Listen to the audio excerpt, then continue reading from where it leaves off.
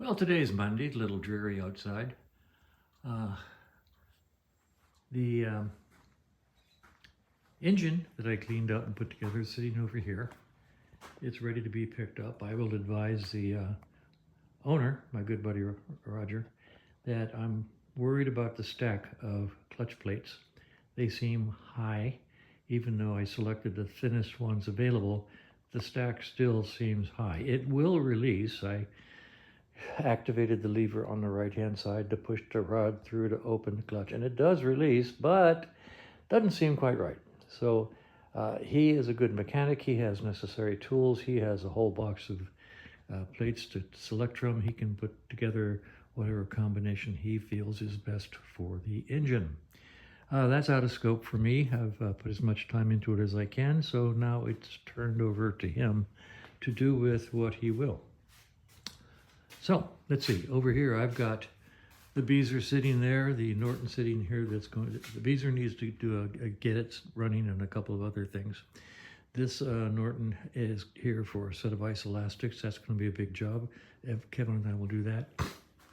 And this is that beautiful aluminum tank cafe racer.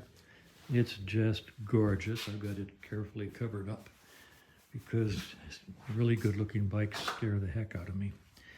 This is the Triumph. It's going on the lift today. This bike has been sitting here way too long, and I owe it to the guy to get it up on the lift and get her done. The Norton is still sitting here waiting for the speedometer to come from England. My bikes are covered in sleeping, and they are so neglected. Anyway, this is on the lift. While waiting for Kevin to get here, I figured I'd open the primary and check the markings on the rotor and make sure that the rotor is secure and not moving, slipping on the shaft. Just because. Then I'm going to take this bike down. And the next thing we'll try is to swap out the boiler for a new unit. So that's where we are. And I hear Kevin outside, so I'm going to start the day.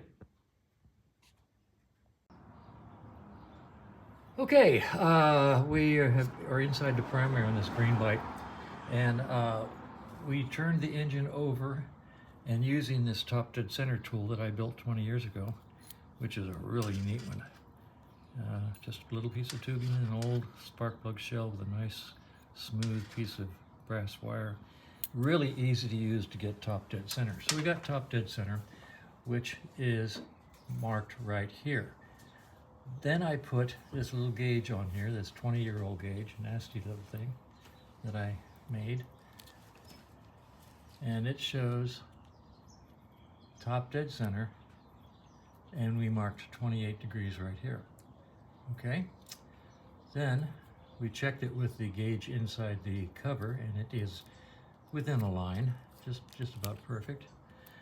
And we've marked it well, and backed the engine up to where it's 28 degrees before top dead center. Okay, then we went to the other side and double checked that the little white dot is in the right hole for counterclockwise engines, which is up here. And I'll zoom in here, and you can see the little white dot is in the little hole. So we got the timing set within 1 or 2 degrees of absolutely perfect. This bike should run at this setting. So we're going to leave it now. I'm confident that the timing mark on the rotor in the primary is correct. And what we're going to do next when we get on this bike, sometime next week, we're going to swap out the boiler and put in a one of the new what are the vapes? Vapes. We're using the vapes now. We'll put that in there and see if it makes a difference, because I'm convinced that the problem with starting is timing at this point, and we'll find that out next week, because I've got other bikes here that really need to be addressed and are stacking up waiting to be worked on. All right, we've got the Triumph up on the lift. We've installed the new battery, wired it in. It's up here.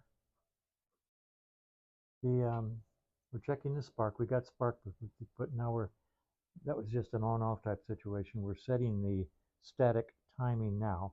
This cylinder is on compression, and the mark down here is on the pointer. So that's full advanced. And Kevin is over there moving the line on the rotor to match the line on the vape pickup. We're using the vape system here. And then we will, I gotta go read the paperwork on the bike and find out what I'm supposed to be doing. Everything works except the horn, with the horns that are in the doornail. So I'll go inside the, I'll go inside the headlight and see if I can find out why one of these two switches up here doesn't give us a horn. So that's minor. So that's where we are. Made a little progress here.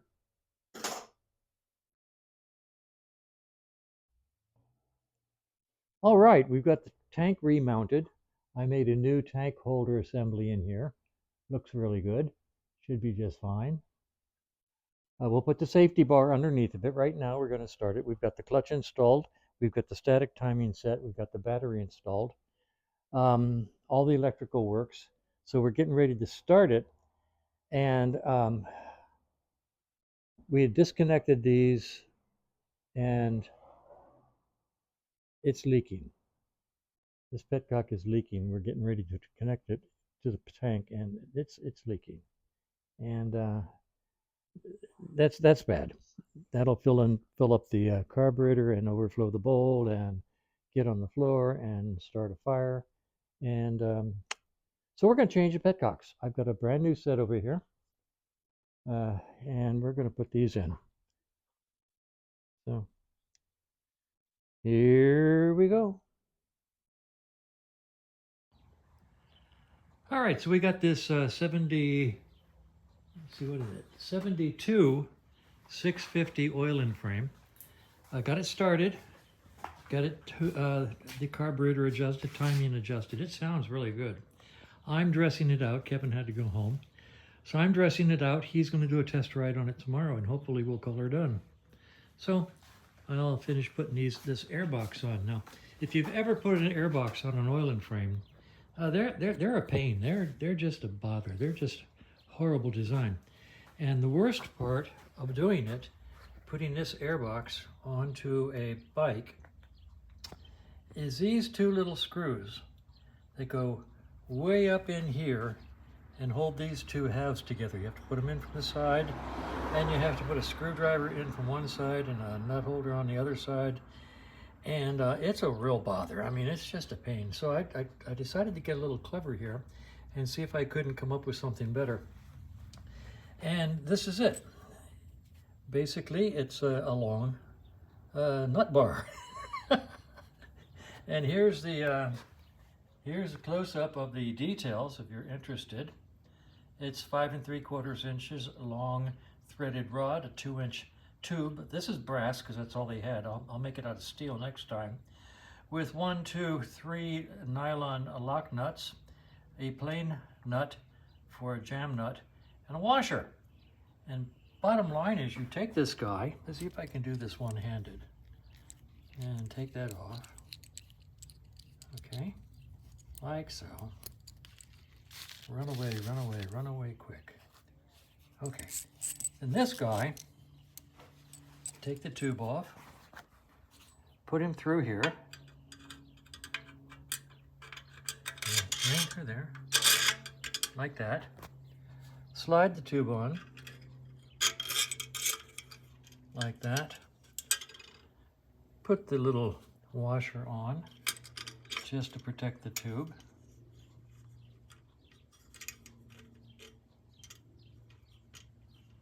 All right, so there it goes.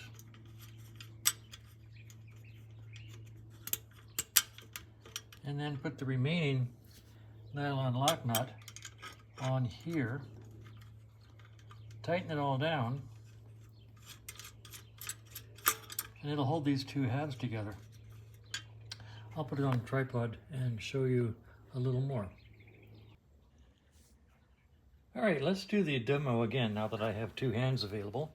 That one and that one, two, count them. Taking this, I put a jam nut on here so that this would be solid and you can put a wrench on it and not it won't unscrew. This guy goes through and rests upon the nut inside. This guy goes on here like so, washer like so, and then the nylon lock nut here like so.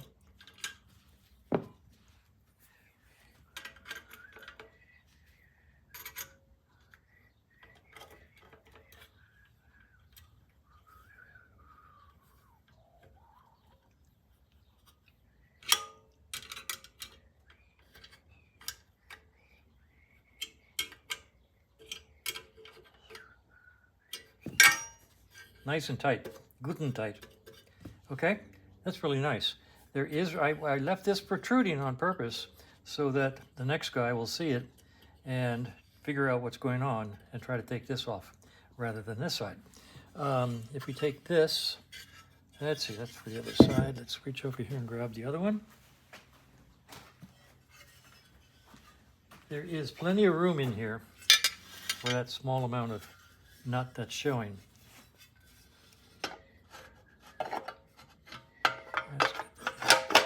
Like so, no conflict, okay, on either side. So we can throw these away, and when I put this on the bike, I'll use my long nut. We'll call it the long nut. The long nut. This one will go down here. You can actually see it through here. Going through, resting against there. Put this guy on here. Put this guy on to protect the tube. Next time I do this, like I say, I'll use steel tube. Brass is what they had at my local friendly hardware store.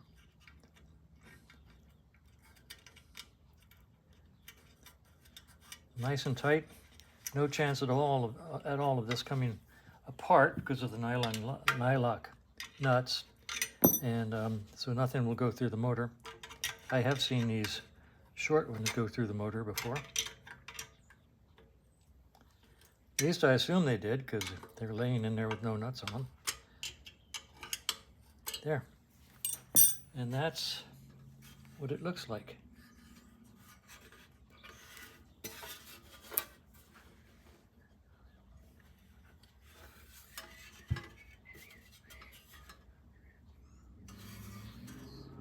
Kind of cool.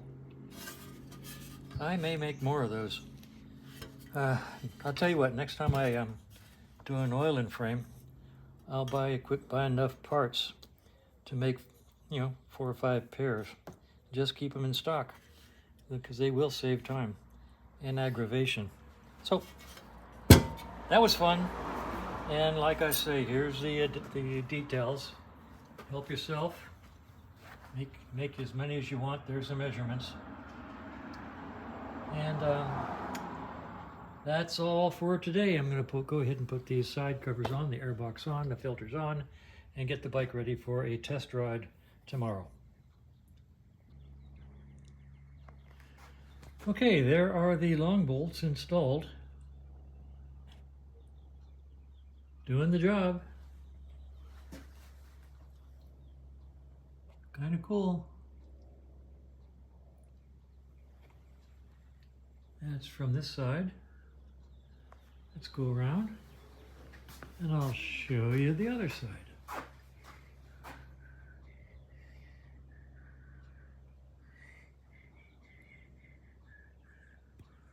That's kind of neat. Seem to be doing the job. Don't see any problem. Going back to the other side.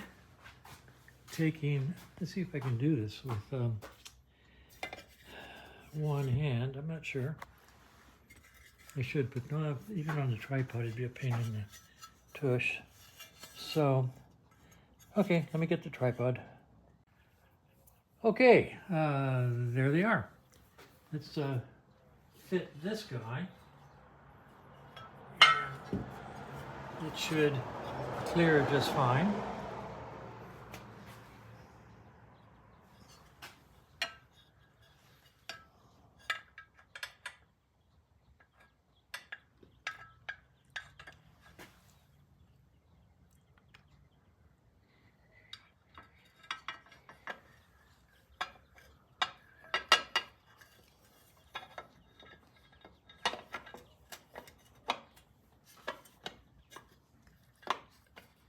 And there it is. No problemo. Let's put the spring washer in here and see if I can catch a thread with the two nuts, of which I have no idea where they are.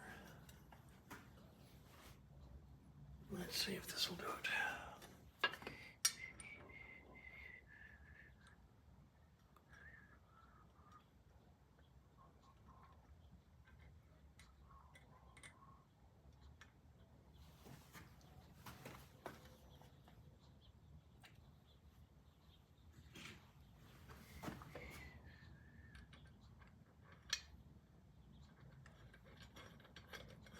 There. All right. Pretty cool.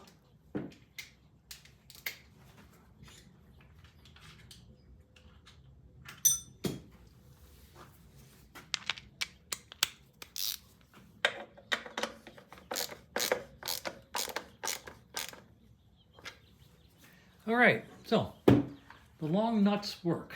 Isn't that fun?